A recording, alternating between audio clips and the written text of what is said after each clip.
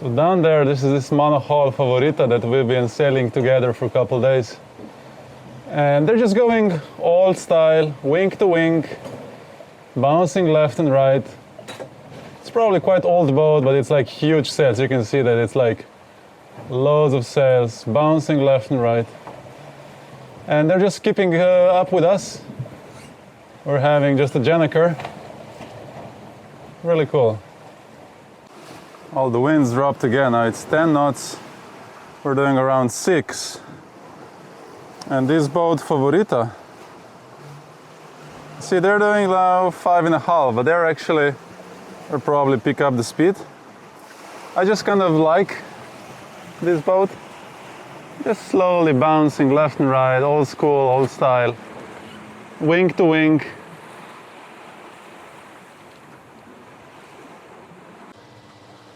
Do you know the story of the snail and the rabbit? In the end, the snail wins because the rabbit gets drunk in a bar or something like this. It's kind of similar with the Favorita, the monohull we were just watching.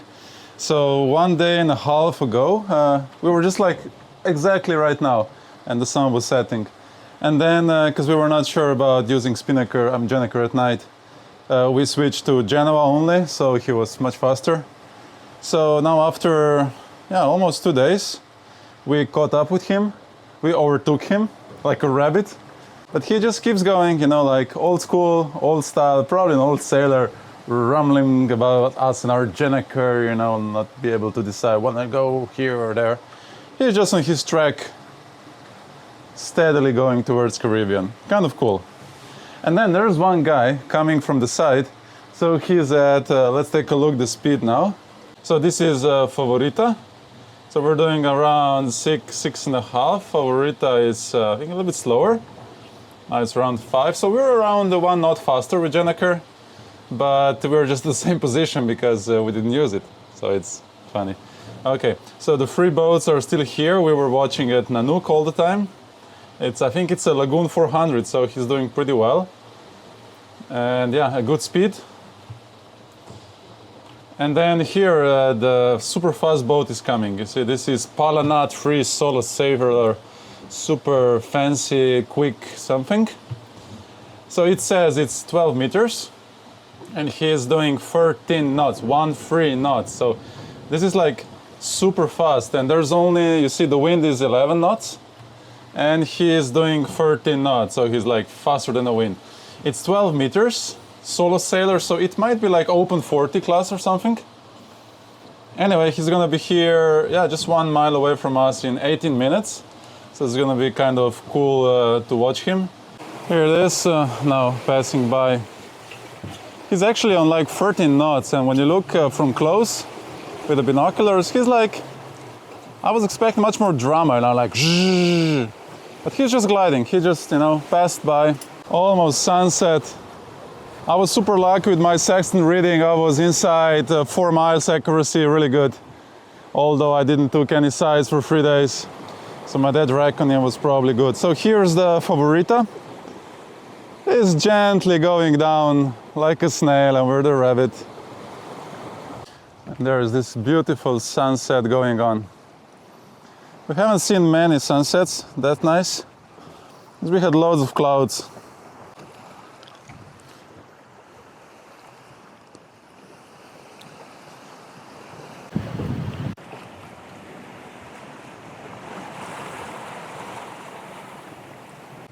And this morning night shifts, I'm not sure if I like them. You have to wake up in the middle of the night. I mean, at least there's moon now, so it's good. And then by the time you finish the watch, the sun is up, so the body naturally, you know, wakes up. And then actually you don't feel, you're tired, but you don't really feel like going to bed. It kind of messes your biorhythm. Eventually you get in a rhythm, but by the time you get in a rhythm, you're across the Caribbean, and then we go all over again, getting back to normal rhythm. You can see, oh, there was a big wind shift in the last hour, which is actually good for us. And yeah, around 12 knots of wind. We had around 8 during the night also. So there's another boat. It's actually Exit 1. We've seen Exit 1 probably 2 days ago and then lost it. So he's also a catamaran, just the same size as we are, and very similar speed. And then we've lost the other group, which is now probably more north. And this is one of the rare cargo ships we see. So it's Mount Baker. He is doing 12 knots, but he's 20 miles away. We're not gonna see him. And then if we zoom out, let's see where we are. So we're still very close to Cape Verde. We still need to get here. Wow. It's kind of, I guess, Caribbean is here somewhere. So we have around 1,700 nautical miles left. So this is our track, and you can see that's where we jibed yesterday. And then just using a wind autopilot. See, that's how the wind changes, up, down. But generally we're going in a good direction. And we do want to get south. We're now around, we're under 14 degrees now. Yeah, we're 13.53. And we do want to get probably below 14, maybe 12.5, 13. Because there where the wind should be, but we'll see with the weather forecast, maybe something changed.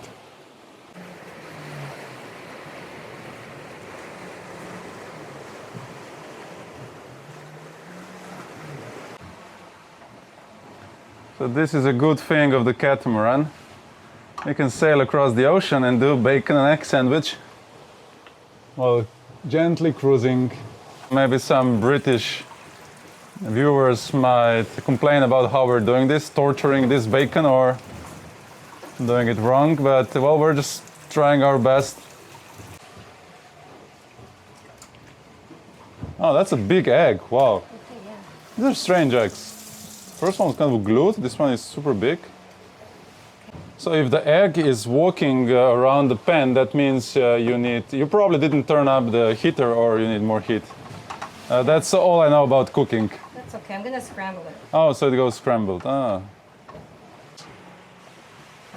So this is basically an bacon egg tortilla. It smells like bacon and eggs. Yeah. Smells like I'm getting hungry. Wow. We have 34 degrees Celsius inside. Well, luckily humidity is pretty low. We're running all the fans, all windows open. And I just feel like jumping in the water, but we are fortunately too fast and we're not gonna stop for me swimming.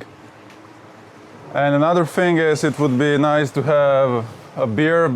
We're actually a free beer boat. Actually, alcohol free, actually beer free. It's not free beer, it's beer free.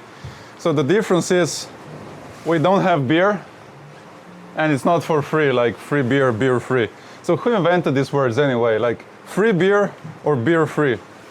Makes such a huge difference. So this is the only ship we've seen live in the last, since leaving Cape Verde in the last 4 or 5 days. It just tells you how big the ocean is. And the chances of being hit by a boat like this are so small because the ocean is just enormous. You would really need a bad luck. And you can see him there watching, so it really shouldn't happen these days. Shouldn't be doing this. Oh, there's a lock. And here it is. It's a banana cake bread. And it smells so nicely like home, like you really get hungry when you smell this fresh bread. Another thing is we also bought loads of these pre-made meals.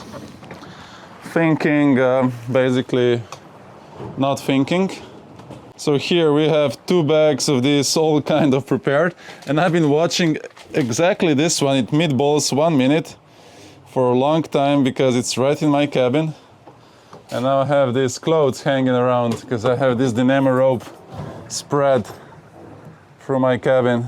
You're supposed to open it. I mean, this is not refrigerator, it lasts forever. I mean, has to be super good quality. So you open a little bit and then you put it as it is into the micro oven. It says 1 minute. Let's put a little bit more.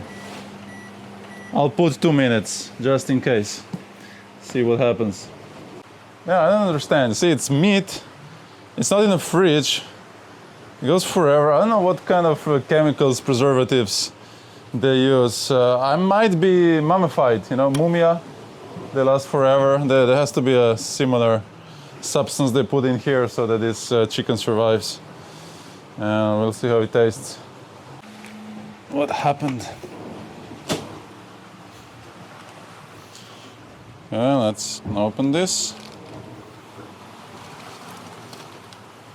Well, it does look like meatballs. Okay, let's see how this tastes. The sauce is kind of...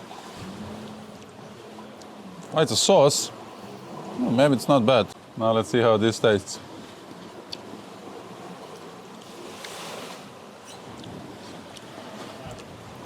It's actually better than I thought. It's not bad, actually. I'm just worried about all the preservatives inside. I'm probably gonna live forever after eating this. So the meatballs were fine, but they did have some kind of aftertaste, kind of artificial. So yeah, I pulled out the pasta. It's the same thing, you just put in a microwave for 2 minutes and it's pasta. So let's see. It's kind of sauce. I mean, it's just fine. It's not bad at all. Some ham. I'm just concerned about the preservatives, but it's this one's pretty good.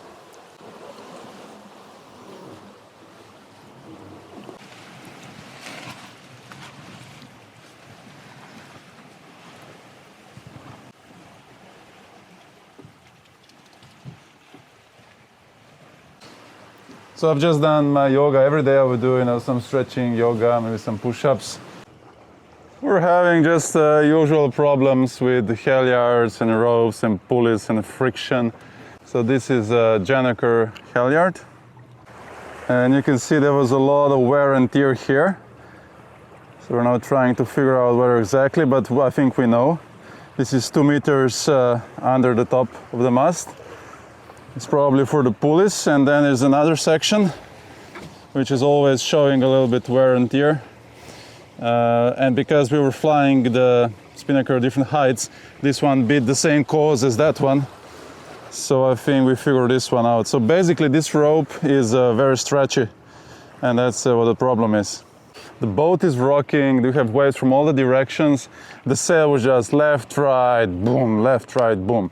And because this is not an enamel rope, it's very stretchy, it was stretching for around 5 to 7 centimeters each time, so and eventually we could hear at some places that it was wearing out, and this one was the worst here, where actually a core went through.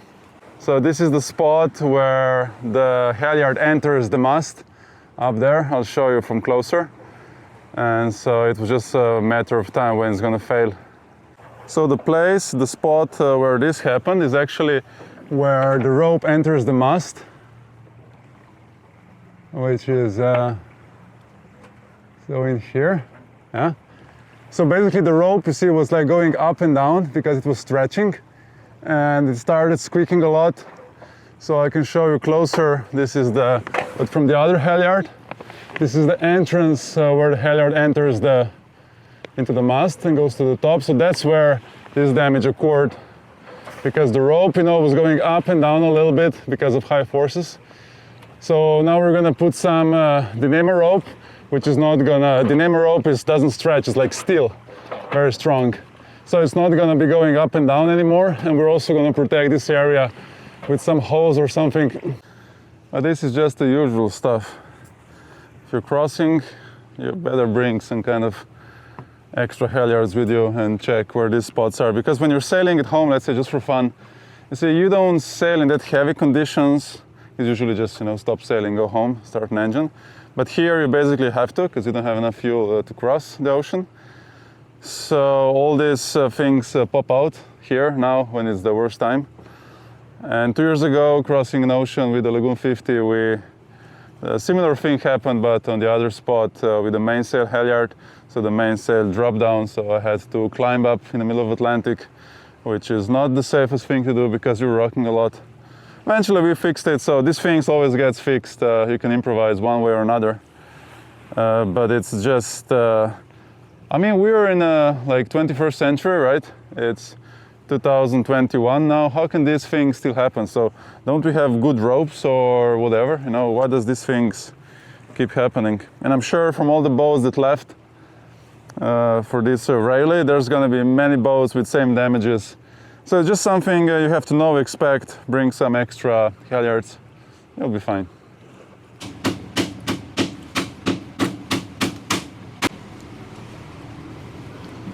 This is the ordination for today, making a new halyard.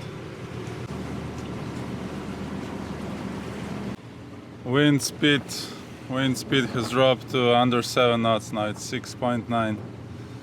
We're using a little bit of engine just to keep moving and keep the course.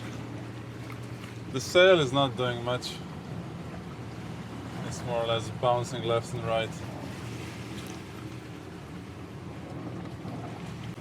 And that's not the doldrums yet. The doldrums, that's where there's no wind. It's further south. We're not going there, but just saying, that's where all the ships in the old days would get stuck. And many times they wouldn't make it. They didn't have water makers, no fuel. They tried to row across. If the region without wind was too big, they were just stuck. So when you look at the movies, basically those ships in these wind conditions were not able to, you know, go really fast. So they were more or less bouncing, and but they didn't have all the fancy stuff that we have. So those guys were, yeah, they were pretty tough, whatever they did. It took us a while, but we have a new spinnaker halyard, yay! And we've done a few improvements because only the fool does the things the same way all the time and expects a different result. So we have reinforced these places which were like the most damaged. So here, so this rope is dynamic core, so it shouldn't stretch. So that's the first prevention. And then we added this around, where it goes around the pulleys. So it's just another sheave around the rope. And it's quite nicely done. And we've put this water hose over the halyard where it enters into the mast. So now we hope we prevent wear and tear at that point. So for the plastic bottles, the best way to have less trash is just to break them. Like a Schwarzenegger Terminator.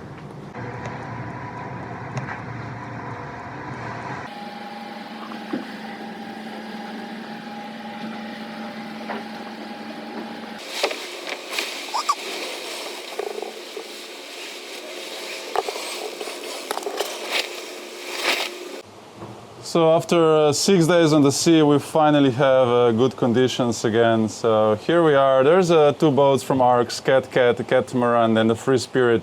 It's a very big monohull. And we're back on track. So we're doing 8 knots, no engine. We have around 15 to 16 knots of wind. It's finally kind of, you know, trade winds. It's coming from northeast. We have a good angle. See, so we're like, that's how the boat's supposed to go. So let's hope this lasts, and this is how the trade wind sailing to the Caribbean should look like. As you can see, it's very calm inside. You hardly feel a very comfortable boat, no noises. So let's see how it's outside. So gently gliding through the water. We have a sunrise. So we are almost all in. We have only one reef on the mainsail, just for added safety in case the winds increase. And yeah, in the Gennaker. And I think this is how these boats, Trimarans, should be sailed. This is what they like. This is how the sailing should be.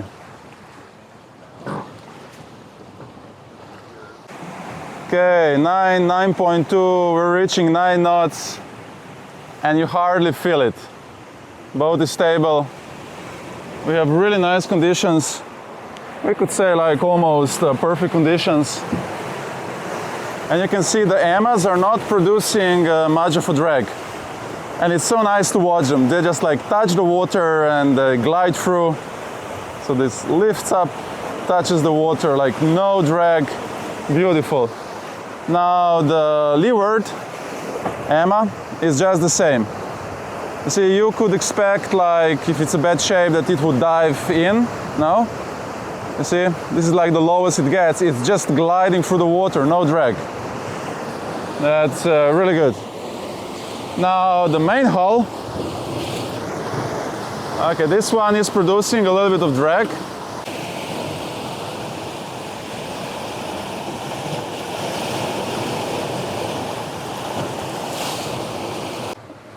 Accelerating, we hit 10.1 easily in 16.5 knots of wind. So let's see the next surf. Let's hit 10.2. Okay, really good. Okay, so let's talk about this drag a little bit. So we are super heavy. So if you're just the person trying to figure out, is this boat fast as everybody thinks it is or it's not, I mean, I'm gonna let you decide. So, but I'll give you a little bit more information about this boat. So we are in a cruising mode. So this boat is equipped with everything. Air conditioning, generator, water maker, everything, soda maker, toaster. It's like whatever exists, it's on this boat. We have so much food that we could survive for a year, and then a spare food in cans. We have a full-size 10mm ply sheet. We have spare winch. We have spare drinking water. We have spare fuel. We have like whatever you can have spare. We have the spare of the spare. We have spare halyards. We have like spare. So we are very heavy, and it does affect. We're still very fast. The boat handles nicely. But you can imagine having 1 ton less, which easily we could like put 1 ton of this boat. It would probably go, the speed should go up 1 to 2 knots. And we're not pushing it now, we're going downwind. So we still have one reef. We're going downwind, so the parent wind right now is actually around 10 knots, but let's take a look at this. So after you take all these parameters in consideration, then you should judge about the speed and performance of the boat, not just the wind, and also the thing, we're not pushing the boat because we're trying to come across the ocean safely in a cruising mode, as I've said. Okay, the wind increased. We are reaching 18 to 19 knots of wind. You see, easily reaching over 10 now. So now going down the wave, now starting to surf. We should go over 10. Okay, that was a bad surf. And we have 19 knots of wind. So let's take the other angles. Let me just find this. Okay, apparent wind speed right now is 14 knots. And we're doing 10 knots of speed over ground, which is good. And the apparent wind angle is 110, 100 to 15. So let's look at it like this so we can see all the parameters. Speed 10.2. Apparent wind speed 13, 14, apparent wind angle 110. That's good. I call this very good. That's very good for the cruising, and that's actually better than a cruising. So this is how a trade wind day crossing Atlantic should look like. Gentle waves, white caps, 15 to 20 knots of wind, Gennaker, mainsail, and the beer, I guess, or rum, I don't know, whatever.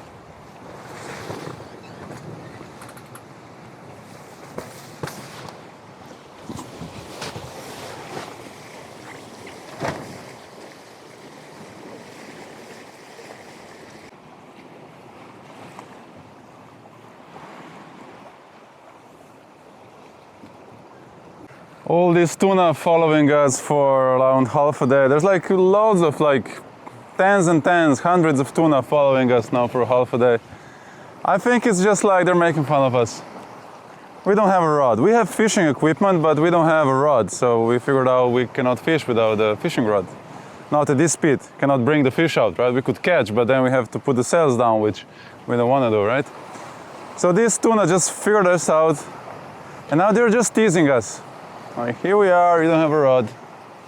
Can't catch me. We can just watch them. I've never seen this. Never seen tuna so close, just following the boat.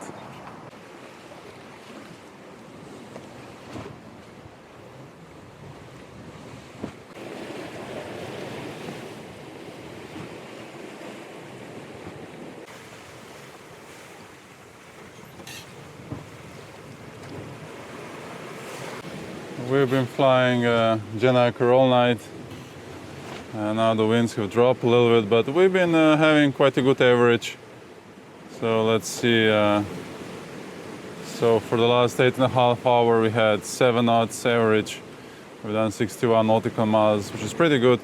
And this is since Cape Verde. So we've done around 870 nautical miles. Very low average speed because there was no wind. Very low winds. So yeah, really bad. And right now we are in the middle of Atlantic Ocean. Not exactly in the middle, but you see, this is us here. So the Caribbean is here. You don't really see the islands on the map.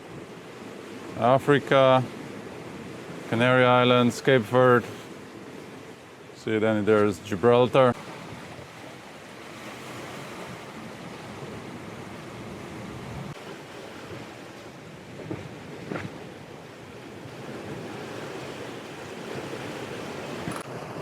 There's quite a lot of grass in the water. I don't know how this is called. I haven't seen this before, but yeah, a lot of it. So I'm wondering if you can eat this, you know, if you can survive on whatever this is. Like a kind of a salad. I was thinking first that these are just, you know, part of the trees, but then we figured out it's kind of the seaweed or seagrass, I don't know. I mean, apparently everybody knows except me. But yeah, it would be really cool to know if you can have this in emergency as a salad, or maybe it's very good to eat. So, you know, not just eating tuna fish every day, but having a little bit of salad.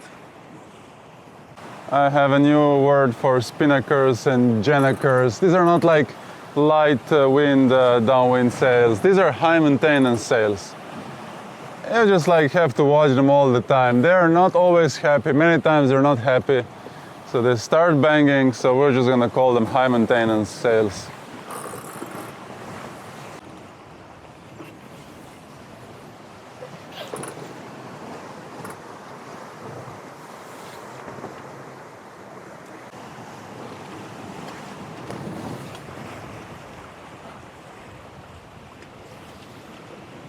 Always impressed by these birds. We're in the middle of Atlantic Ocean and there's a bird flying, fishing. Where, I mean, how does it sleep? Where does it go? It's just an incredible. So we're back with the Favorita again, and that's funny because we overtook them probably 2 or 3 times already. And just seems like when there was an engine days, they were just using more throttle. And now using the Gennaker for 2 days, we caught them up. So here it is, Favorita. And there is another boat out there, I'll show you. So there is another boat. This one doesn't have AIS, maybe it's not a member of the ARC really. Anyway, it was going wing to wing, but now he's doing something on the sails. Quite an old boat, probably 14 to 50 meters long. We were flying the Gennaker for the last 2 days, and now there is no Gennaker because we have 2 Gennakers. He just blew up in 80 knots of wind. It was brand new when we started, but seems like it didn't stand up the abuse of the Atlantic Ocean. So we're now back to normal sails. That's all we have. It's kind of a relief, so we don't have to bother with that high maintenance sail. But we're gonna lose a lot of speed, and we broke the sail, which is not fun. So that's the thing with spinnakers, Gennakers. Eventually you break them. It's like a drone. Eventually you're gonna crash a drone. It's unfortunate. It was a nice sail. I like the color. Efficient in some angles, but just not the most suitable sail for crossing an ocean downwind. It's just too unstable for downwind. That's why parasail is a better option. It's way more stable, so gets less wear and tear. And probably, I know you can get a parasail in stronger version. That's another thing why the Code Zero or Light Genoa is good, because you're not gonna blow it up. Easy to furl, and you increase the surface area in almost all the angles. So I still think that Light Genoa, Code Zero, and the parasail is the way to go. You can add a Gennaker for certain angles, but in these Atlantic Ocean waves where everything is rocking from left to right, well, the sail just gets unstable and it gets a lot of pressure.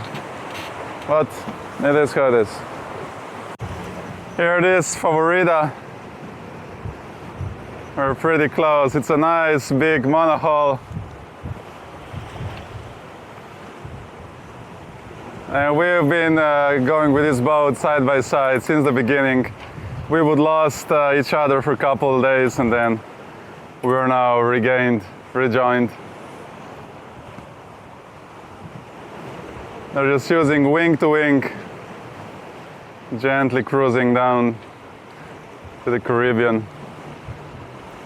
Day number, I don't know, from Cape Verde, I think it's probably 8, maybe it's 7. But we are halfway. That means we've done over 1,000 nautical miles, and we have around 1,040 left to go. Winds have dropped down to 12 again. We had 18, 20 yesterday during the night, doing really good. Our speed is down to around 5 average. But the waves are still here. Hard to see it on the camera, but the waves for all the directions. So it's kind of tricky to keep the sails inflated. So that's why we're now on this, how's it called, booster or wing-to-wing Genoa to Jeep, I don't know. But it seems like the only way, the best way for us right now. Here's our Gennaker. Actually the 2 Gennakers. We used to have 1, now we have 2. And we're kind of drying it out. So we're using these spinnaker sheets on both sides, and then the jib is attached with this extra white rope here to keep it a little bit more open. And basically works really well. The only thing with this setting is that it's good for when the winds are high, so at least 18, 20 knots, then you get decent speeds. Right now we're very underpowered. So the other solution would be to have the main up, but going down or whatever direction right now with the main would be flapping so much. You know, it's a heavy, like boom, and whenever the boat moves, it goes boom and boom. So I'm sure that after a couple days we'll have 2 mains like we have 2 spinnakers now. It just doesn't work, it's just banging too much. And then, you know, there's all these people saying, oh, you should sail apparent wind, which means we should, you know, go a little bit in the angle, and you're going to be faster anyway getting down because you're going to make more wind. Well, please come and show me, really, I'd like to see that. We've tried. It would kind of work if we really had a good crew, which means 2 persons, 2 sailors all the time on boat, and we would push the boat as much as possible. That would be like the comfort would go down, but it's just, you know, you need a racing boat to do that. So sailing apparent wind, you do need a light racing boat, and it works. With these cruisers full of cans and food and all kind of unnecessary stuff and spare parts, we cannot be faster going zigzag. It just doesn't work. It just seems like the fastest way is to go the shortest way, straight downwind, and just use whatever the sails are appropriate for that. But this is a comfortable way, so we're actually going straight down with the waves, so not bouncing much, and I can say it's comfortable. It's going to take a little bit longer if the winds don't pick up, which they should. And then again, where's the trade winds? So we had them for 1 day, and all the rest was just the B-trade winds. I don't know who said that you're gonna have 15 to 20 northeast. No, we were all night, we were actually having winds from 120 degrees, which is east, southeast. And we had more winds from, let's say, east, southeast that we had from any, you know, north angles. Which again, statistics, they don't work. Happened the same 2 years ago, I've said already. We had south winds for 2 days, directly south winds. A lot of east winds. So it just seems like the weather has changed. It might be the climate change, I don't know, but those trade winds everybody's talking about, well, they're not here all the time. Another good thing of this setting we have wing to wing with Jeep Genoa is it's a very low maintenance sail. So you don't have to bother much. You just put them up, keep the wind autopilot 180, straight downwind, and there's no trouble. And these sails are super strong, they're not gonna break. So this is way much comfortable than any light wind sails, which are just fragile. Our Gennaker just popped up. It might be our fault, who knows, maybe it was just too much banging, it was maybe a mistake on the, we don't really know why. But definitely if the material was stronger, I mean, it's definitely not gonna happen on these sails. They're not gonna just break up.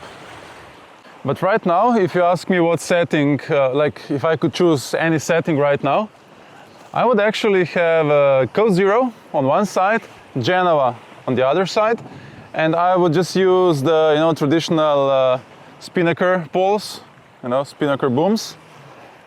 And I think with that setting, that would be the most comfortable, easy, straightforward way of sailing, and probably just go directly. So from Cape Verde, just go straight wherever you want to go, as long as, well, there's no cyclone or anything in the way. And then just furl the sails accordingly if there's too much wind.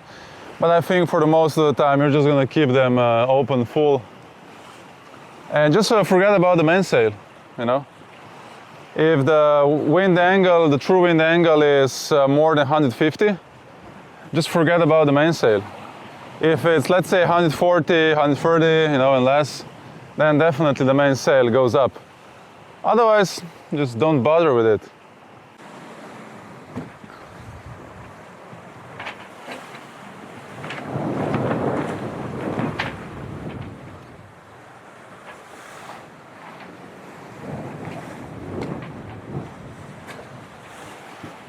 And it's pretty hot, it's 30 degrees outside, 30 inside. The water temperature, I think, is 28.5. It's quite humid, especially during the night.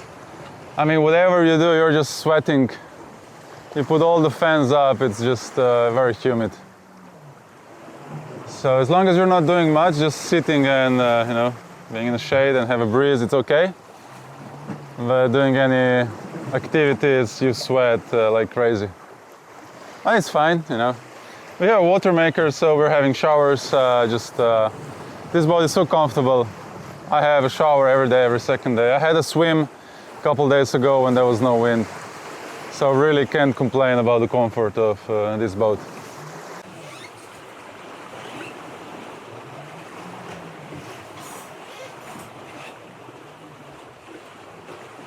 So we are watching the weather forecast, and whatever we have is not what any of the models say. So that's today. So today what we should have, what should we have by the... So today we should have 77 degrees true and 15 knots gusts to 19, okay?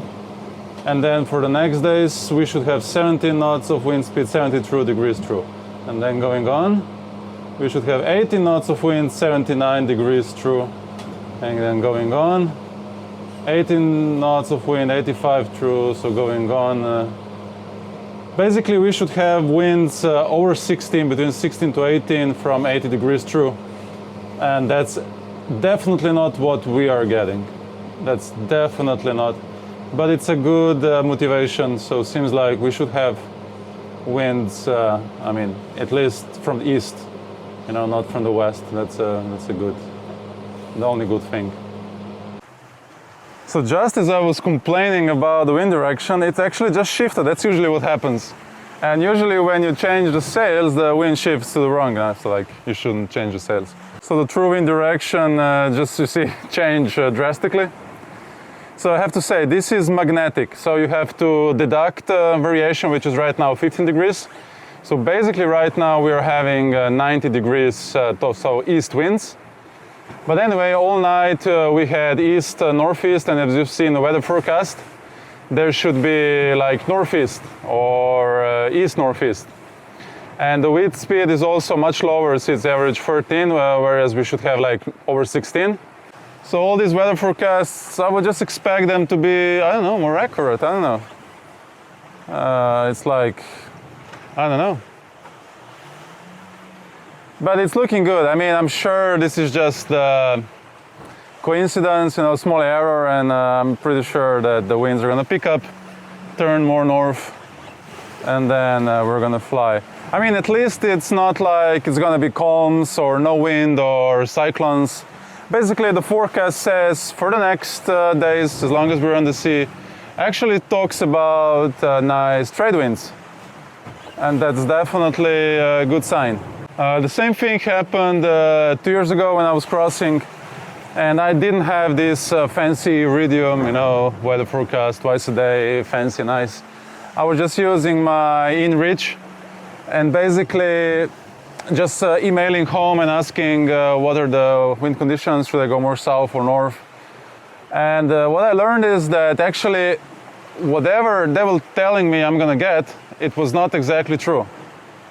So it seems like there's a big difference, I mean big, not big, but there is a difference between what you get and what the weather forecasts are saying. So I have to take this into account. I mean, we're not saying that the weather forecast is saying north winds and we have south winds, no. It's just a difference in, let's say, instead of having 20 knots of wind, you have 15 or 12, and wind direction can vary 30 degrees. But I still find this quite a big difference, and it's important, right? It affects your, it affects, you know, your tactics, your set of sails. So the second I started complaining about the winds, they came back. So now we're on 17 knots of wind. We're having around 102, minus 16. It's kind of east. They should go a little bit more north, but you can see our direction is now perfect. We have a very solid speed between 5.5 to 7 surfing down the waves. And we have a chicken with chili and potatoes, freshly cooked. So looking forward to this meal. And now life is good. It's not hot anymore. We're progressing well. It's interesting how much the weather affects the sailor's mood. So we have some rain clouds around us, and technology is maybe useful. So we are now overlay the radar and the charts. So the red spots are basically rain, and you can so theoretically kind of avoid them. And then if we switch to radar only,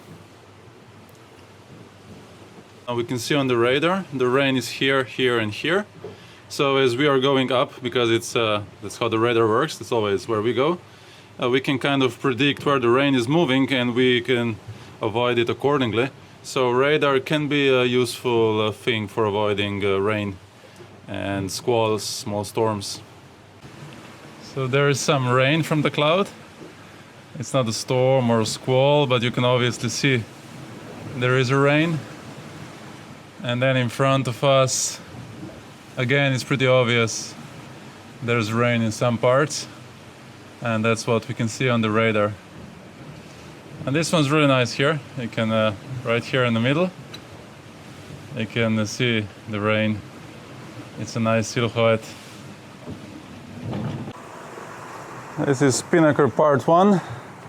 This is Spinnaker sock, and this is Spinnaker part 2.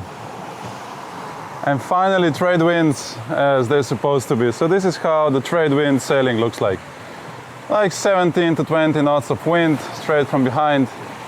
The waves have developed their white caps. We're slightly rocking left and right. We have a pretty good speed between, I think we're averaging around 7 knots. We're still having these sails, Genoa and Jeep, and it looks like we're just gonna keep this for the rest of the days until we reach Caribbean. It would be nice to have a Genoa in Code Zero this way, because we could use a little bit more surface area. We're just kind of slow, but it works, and we're gonna get safely to Caribbean this way. It would be actually nice to have a quick shower, like 5-minute heavy shower, just to wash the deck from salt, but again, it's not so dirty. I mean, it's far from clean, but could be worse. So now looking north, you can see it's there's some clouds, but they are like good weather clouds. But then looking on the south, towards south, you can see down there some more black clouds, which they have a little bit of rain. And then further south, there's some rain. And then behind us, yeah, kind of mixed conditions. This is another great example of rain. So we can see on the radar that something is going on. So which means it's just south from us. And you can see it here. This is how it looks for real.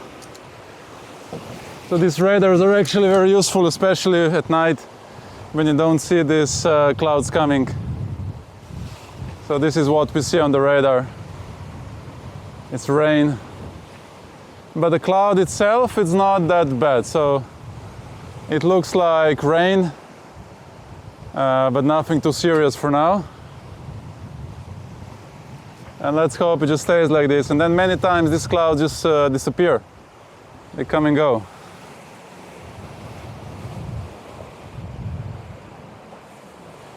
We've seen quite a couple of rains like this, and most of them they just disappear. Even if they are like look like you're gonna hit them, so they just come, the rain falls out, seems like, and then they just disappear. And then what you can do, you can go acquire targets. So now we're gonna try to make this a target, and then we should be able to have a direction to see the vector. So let's just hope he's gonna, okay. So now you can see his vector of movement. So basically that's interesting. So this cloud is moving in this direction and we're moving here. So that's a really good sign, which means we're probably gonna avoid this one. And then there's another one here. You can also try to acquire, oh, these are too small, I guess. So the clouds are down there. And just by looking at them from here, you don't know really, are they coming towards you? Are they going left and right, south, north, right? And then even by just watching this radar, well, you can like kind of think of, but if you do this acquire target, now he's actually, you know, he knows where it's going. And all the direction has suddenly changed. So it's going actually slowly towards us. So yeah, I'm doing this for the first time with acquired targets, so I'm not sure how accurate it is, you know, which part of the cloud it's following, is it accurate, but right now it's going towards us. So we might get our boat washed finally, which would be kind of cool. The sky has just opened. The gods are with us.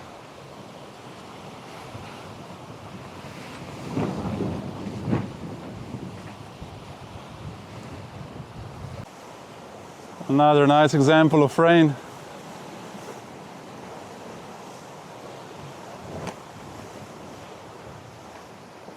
So the storm seems to be heading our way now even more, and it's a little bit faster than we are. So that's why we just reefed, and you can see, so we furled the Genoa almost all the way in, just to reduce the speed. So we would theoretically leave this storm just to go on. And we'll wait for this nice weather behind. And this was so easy to do, so that's one of the advantages if you have these two wing-to-wing forward sails. It's so easy to reef, so even if this was a squall, and we would have to reef because of very strong winds, so easy, so quick, because with the mainsail you have to put down all the forward sails, turn upwind, and just a hassle. With this setting, it's just so easy, it's just almost boring, almost too easy. You can definitely see here some showers, but this is just one big rain here. But then beautiful weather following. So let's just hope this storm is going to be faster now and it's going to pass us. The storm has passed and now we're back to full speed. So we have a full Genoa back in action. And so the winds is pretty much the same, around 17, 18 knots. And now let's look at the speed of the boat. So it's between 6 and 7, before we were around 5. So there's around 1 knot and a half difference in average, I would say. What is optimism? Optimism is when a team member on our boat comes out and warns me, Igor, there's a big cloud and rain coming. And then I go get my weather gear and I'll start looking the radar. And he goes and he takes a shower. That's optimism. Trade wind sailing at its best. This is the weather forecast. Around 20 knots very east. Then eventually it's gonna get to a little bit more northeasterly in a couple days. And again, the same speed, around 20 knots. Just perfect, and that's what trade wind is supposed to be. And we're doing really well. Let's take a look at the chart. So we're still in the middle of nowhere, far away from, so we're around 750 miles from Caribbean. And Cape Verde, we've done around probably 1,400 nautical miles from Cape Verde. Actually, French Guiana is the closest at under 600 nautical miles. And just a beautiful day.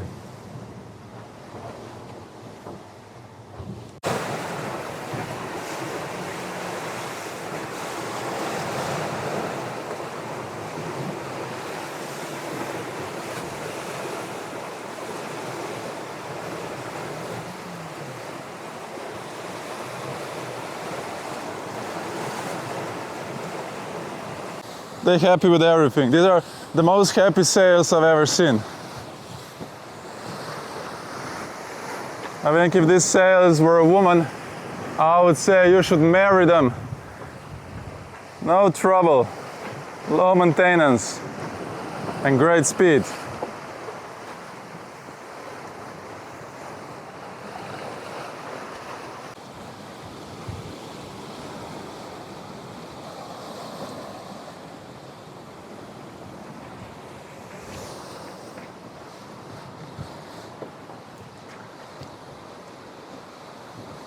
Once you get the conditions like this, there's actually not much to do except just to sail, eat, sleep. Very low maintenance, autopilot working his job. Rudders are not stressed because we have nicely balanced sails. So we're just gliding like a train towards Caribbean. The wind is gonna be here for the whole week. So finally we have the real trade winds, and that's what I was looking for many years, to finally catch a good trade winds for like longer period of time. Regarding safety, we know that the race village has been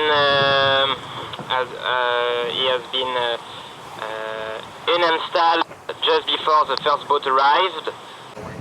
So we were just talking to the racing boat from Trans-Jacques-Vabre, that's 40 class.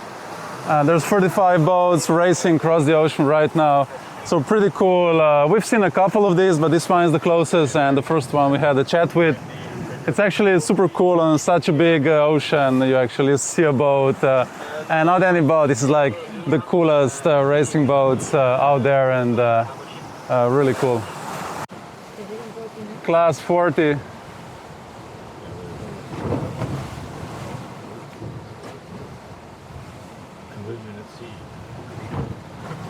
They were in constant contact.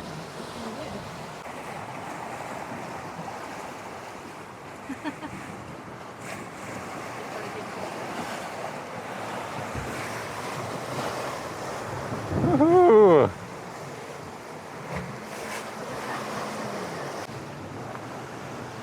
Slowly cruising, you see 7, we go up to 8 knots, and that's in between the waves, and then we surf and we reach up to 7-8 knots.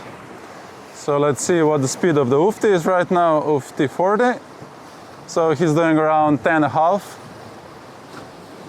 but at much sharper angle to the wind. We're going straight downwind, he's going like this. Much lighter boat, much more sail area. I was just expecting a bigger difference.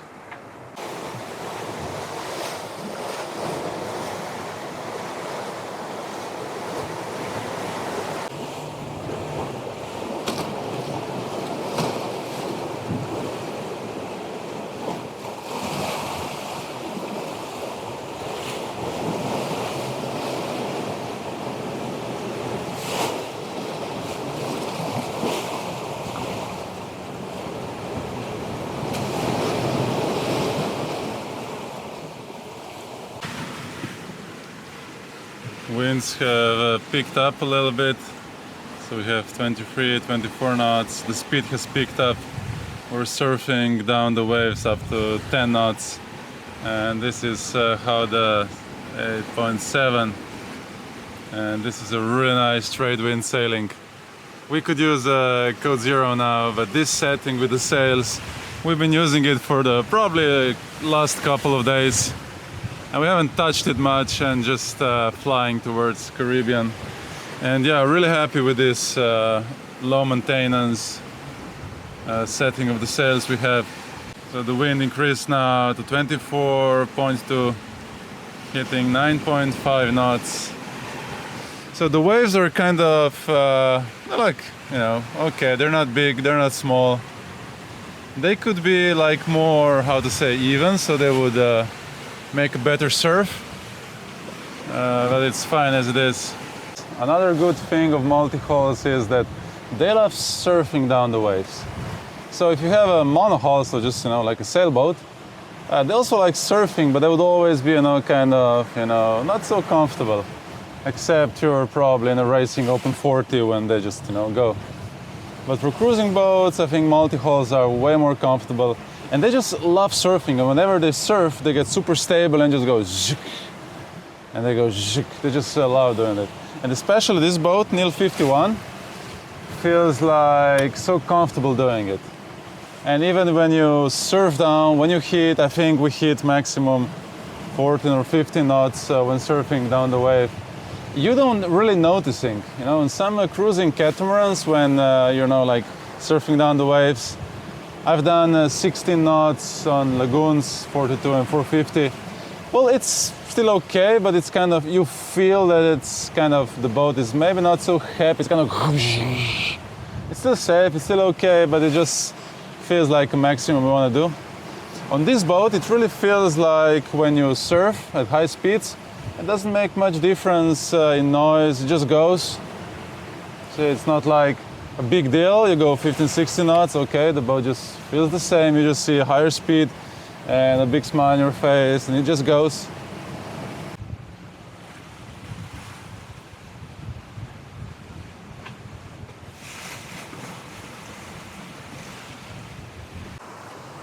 We are slowly recovering from a long, squally night, which wasn't fun at all. Well, the good thing is that we washed our rain suits and we washed the deck, so now the boat is nice and fresh, so I can do my yoga on the floor. It's all clear.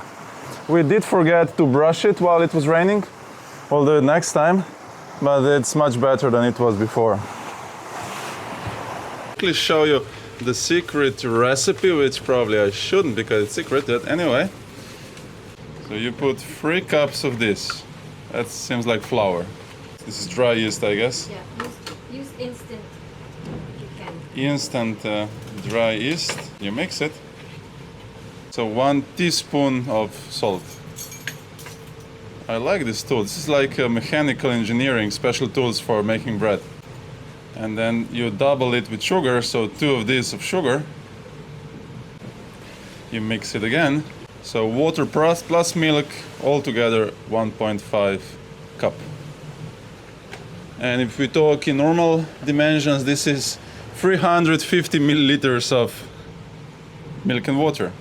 You have to warm this a little bit. So milk and water. We add our water milk warm mixture. And then we just mix it. So the good thing is, as we said before, is you don't need to get your hands dirty. You leave it 3 hours like this outside, and then you can make a bread after 3 hours, or just put it in a fridge for a day or 2, and then make a bread. So it's super versatile. This is the result of the last night. We had plenty of squalls again, and you can see here on our TV radar that there's still plenty of squalls around. And just looking forward, you can see how unstable the weather is. 198 nautical miles left, which sounds really nice. And then after 15 days on the sea, we see land again. Martinique, we made it. 7 miles to go.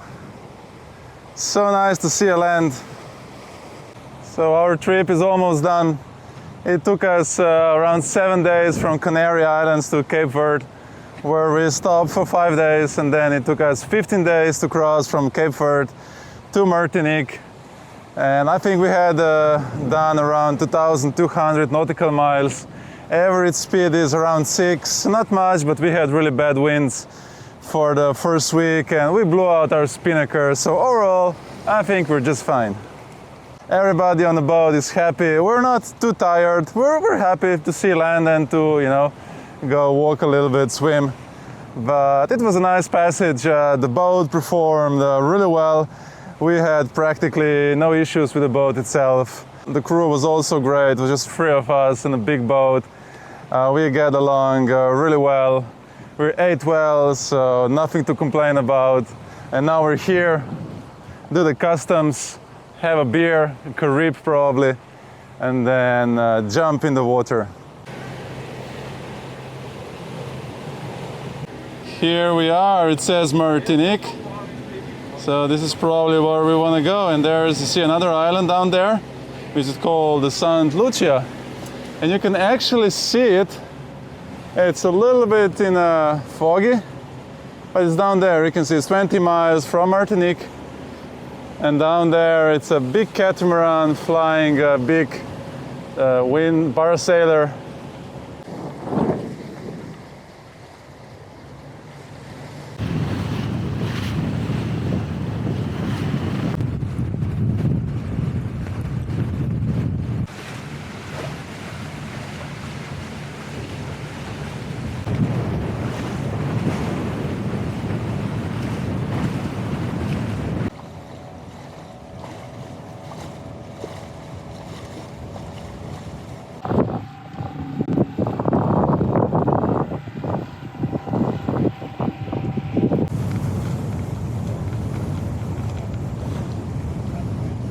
So that's not an anchorage, but everybody has a buoy, which is super cool, so we can fit much more boats.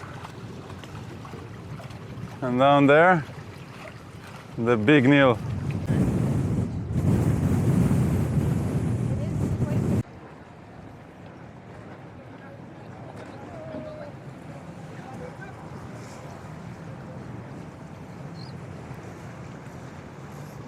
So this is the coolest way of, so there's basically a special patent, and you put it in, and what you do is you just jerk a couple of times, and then the fuel starts going, and that's it.